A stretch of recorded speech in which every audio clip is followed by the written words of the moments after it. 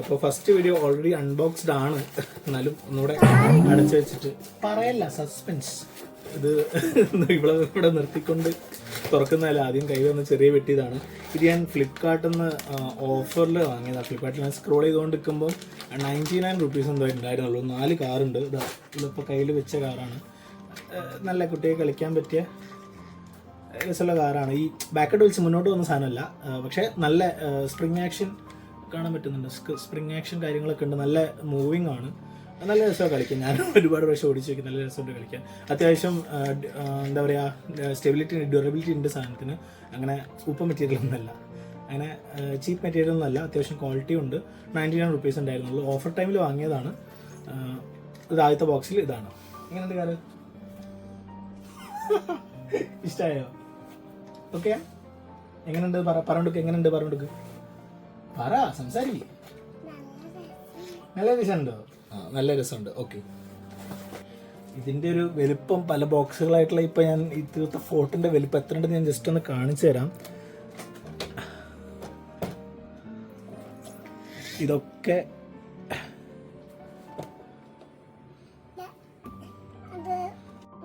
അപ്പോൾ ഏറ്റവും ടോപ്പിൽ നിന്ന് തന്നെ തുടങ്ങാം. പറ്റില്ല, ഓരോന്ന് സാധനങ്ങൾ വെച്ച് തന്നെ കൊണ്ട് എനിക്ക് തന്നെ ഒരു സർപ്രൈസ്ഡ് ആയിട്ടുള്ള അൺബോക്സിംഗ് ആണ്.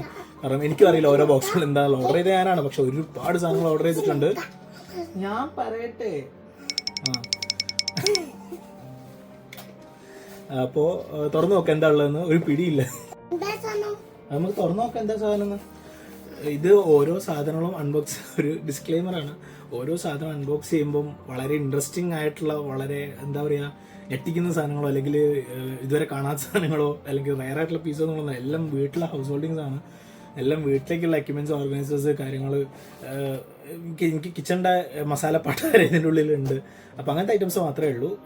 കണ്ടന്റ് ആദ്യമായിട്ട് ക്യാമറയുടെ മുന്നിൽ നിന്ന് സംസാരിക്കാൻ ഒരു ഐഡിയ കിട്ടാൻ വേണ്ടി മാത്രം ചെയ്യുന്ന പരിപാടിയാണ്, അല്ലാതെ വേറെ ഒന്നും ഇൻട്രസ്റ്റിംഗ് ആയിട്ടൊന്നുമില്ല. വീട്ടിലേക്ക് വേണ്ട സാധനങ്ങളാണ്. അപ്പോൾ ഇതിൻ്റെ ലിങ്കൊക്കെ ഞാൻ ഡിസ്ക്രിപ്ഷനിൽ കൊടുക്കുന്നുണ്ട്. ആവശ്യമുള്ളവർക്ക് ജസ്റ്റ് നോക്കിയിട്ട് വാങ്ങാം. അപ്പോൾ തുറന്നു നോക്കാം. ഇത് ഞാൻ തുറന്നിട്ടുണ്ട്. അപ്പോൾ ഇത് ഒരു റെസ്പിറേറ്ററി മാസ്ക് ആണ്. ഇത് ഈ പെയിൻറ്റ് ചെയ്യുമ്പോഴും എന്താ പറയുക, എനിക്ക് തോന്നുന്നു ഡസ്റ്റ് കാര്യങ്ങളൊക്കെ ആക്കാൻ വേണ്ടി അതിൻ്റെ കൂടെ ഐ ഗ്ലാസും ഉണ്ട്, ഒരു റെസ്പിറേറ്ററി മാസ്കും ഉണ്ട്. അച്ഛന് വേണ്ടി വാങ്ങിയതാണ്. അച്ഛൻ ഒരുവിധം എല്ലാ വർക്കും ചെയ്യുന്ന ആളാണ്. പ്രൊഫഷണലി അല്ല, അച്ഛൻ വീട്ടിൽ നിന്ന്.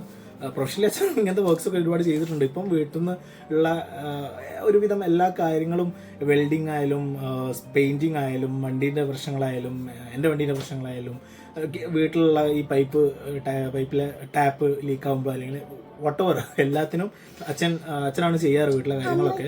അപ്പം എനിക്കെന്താ പണിയെന്ന് ചോദിക്കരുത്, ഞാനും ചിലപ്പോഴൊക്കെ ഹെൽപ്പ് ചെയ്യാറുണ്ട്. അപ്പോൾ ഒരു സാധനങ്ങളൊക്കെ അച്ഛനായിരുന്നു. അപ്പോൾ അച്ഛന് വേണ്ട കുറച്ച് കാര്യങ്ങൾ ഓർഡർ ചെയ്തിട്ടുണ്ടായിരുന്നു. അപ്പോൾ വേറൊരു കാര്യം എന്താണെന്ന് വെച്ചാൽ, ഇതിന് മുന്നേ ഞാൻ ചെന്നൈയാണ്. അപ്പോൾ ഇതിൻ്റെ മുന്നേ ഇതേപോലെ തന്നെ ഇത്രയും അല്ലെങ്കിൽ ഇതിലും കൂടുതൽ കാര്യങ്ങൾ ഓൾറെഡി ഞാൻ ഓർഡർ ചെയ്തിട്ടുണ്ട്. ഓൾറെഡി വീട്ടിലേക്ക് കേട്ടിട്ടുണ്ട്. അത് നിങ്ങൾക്ക് കാണിച്ചു തരാം എന്തൊക്കെയാണെന്നുള്ള. ആ സമയത്ത് വീഡിയോസ് എടുത്തിട്ടില്ല, അതിന് മുന്നേ കണ്ടന്റ് ക്രിയേഷൻ പറ്റി ചിന്തിച്ചിട്ടുമില്ല. അപ്പോൾ ഇപ്പോൾ എന്തായാലും തുടങ്ങിയതിനെക്കൊണ്ട് ഇനി മുതൽ കുറേ അൺബോക്സിംഗ് ഉണ്ടാവും. എനിക്ക് ആവശ്യമില്ലാത്ത കാര്യങ്ങളല്ല, എന്നാലും സ്റ്റിൽ വീട്ടിലേക്കുള്ള കുറേ കാര്യങ്ങൾ മേടിക്കാറുണ്ട്. അപ്പോൾ എന്താണെന്നുള്ളത് ഇതൊന്ന് അൺബോക്സ് ചെയ്ത് നോക്കി നോക്കാം. മാസ്ക് എനിക്ക് തോന്നുന്നത് ഈ റെസ്പിറേറ്ററി മാസ്കിന്റെ ഉള്ളിൽ വെക്കാനുള്ള ഓരോ രണ്ട്. അപ്പോൾ അമ്മയ്ക്കല്ല, അച്ഛന്. അച്ഛനും അമ്മയ്ക്ക് അങ്ങനെ. ഓക്കെ, അപ്പോൾ നിൽക്കുന്ന വിഷു ഉണ്ടല്ലേ. അപ്പോൾ ഇത് റെസ്പിറേറ്ററി മാസ്കിന്റെ ഉള്ളിൽ വെക്കാനുള്ള ഫോമാണ് ഞങ്ങളെ. ഇതാണെന്ന് തോന്നുന്നു. ആ മാസ്കിന്റെ രണ്ട് ഭാഗത്ത് 2 ഉണ്ട്. വലിയ ക്വാളിറ്റി ഇല്ലാന്ന് തോന്നുന്നു, എന്നാലും കുഴപ്പമൊന്നുമില്ല. ഇതെനിക്ക് തോന്നുന്നു ഇതിനകത്ത് മതിയെന്ന് തോന്നുന്നു. ഇതിന്റെ ഗ്ലാസ് ആണ്, നമുക്ക് പൊളിച്ചു നോക്കാം. ഇത് ഇതിന്റെ ഗ്ലാസ് ആണ്.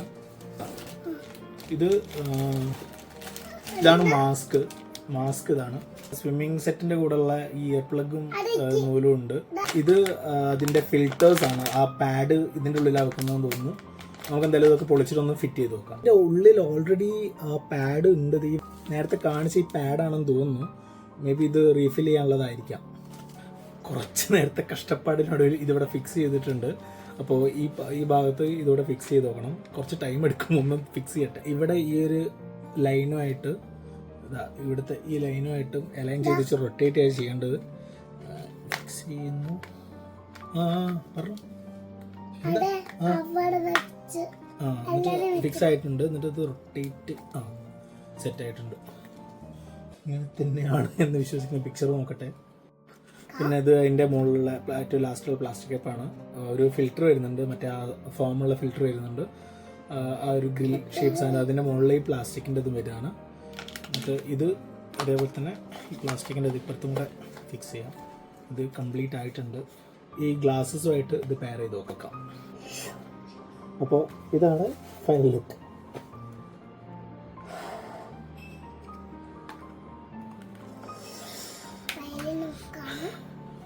അപ്പോൾ കൊള്ളാം, സാധനം കൊള്ളാം. അത് അച്ഛനെ കൊടുക്കാം. നമുക്ക് മാസ്ക് അച്ഛനെ കൊടുത്തു നോക്കാം. ഇത് കൊടുത്ത ഉടനെ ഉണ്ടാകാൻ വന്ന എക്സ്പ്രഷൻ ഒന്നും എന്തിനാ ഇതൊക്കെ വാങ്ങിയത് എന്നായിരിക്കും. Let's see.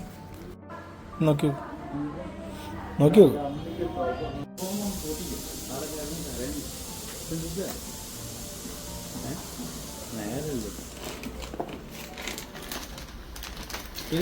പ്ലാസ്റ്റിക് ഒന്നും നോക്കണ്ട.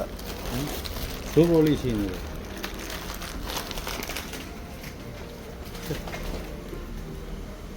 എന്തിനത് വെള്ളത്തിലിടാൻ വേണ്ടി? വെള്ളത്തിലാ വണ്ടിമിലിടാൻ വേണ്ടിയ മാസ്കാ? ഞാൻ എന്താ സ്പ്രേ ചെയ്യാൻ പോകുന്നു ഇവിടുന്ന്? എന്താ ചെയ്യലിവിടുന്ന്? ഇന്നലെ എന്താ ചെയ്ത്? കഴിഞ്ഞില്ലടാ, അത് കൊല്ലത്ത് 5 കൊല്ലം കൂടുമ്പോൾ അടുത്ത പെയിന്റ് അടിക്കും ഉപയോഗിക്കാം. നോക്കിട്ടോ. ആ അതെ അതെ. എന്റെ ചങ്ങാതി